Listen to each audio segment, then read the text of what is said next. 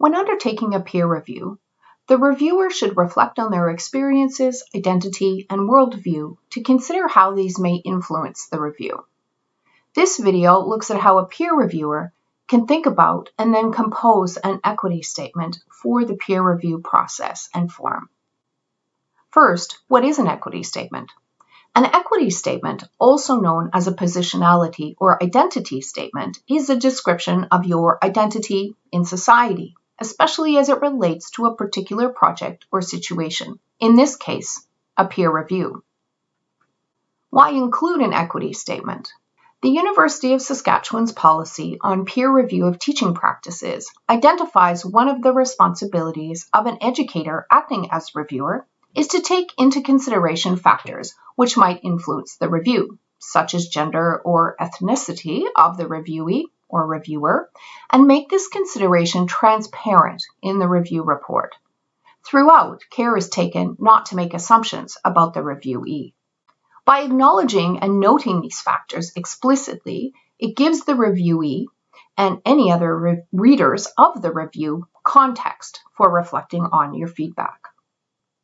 What should I consider when reflecting on and composing my equity statement? It is important to be conscious of how your worldview and social identity, which is your background, identities, values, beliefs, and experiences, influence your review. Consider factors such as cultural background, race, ethnicity, sexual orientation, and others shown in this list as elements of your identity. This is a comprehensive, although not an exhaustive list. Not all of these factors may come into play in your peer review.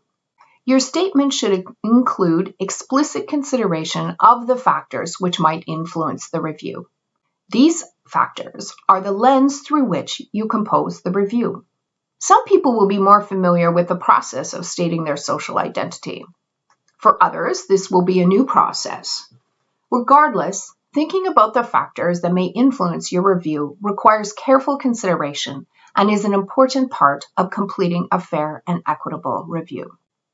We have provided a couple of examples of equity statements.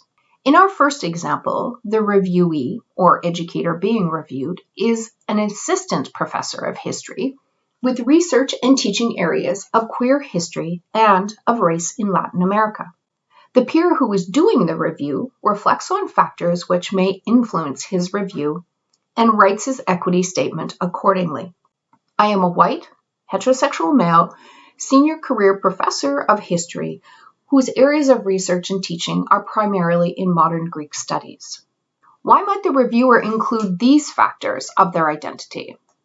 The reviewer may approach the teaching of the courses Queer History and Race in Latin America from a different lens than that of the reviewee, given his area of expertise is modern Greek studies.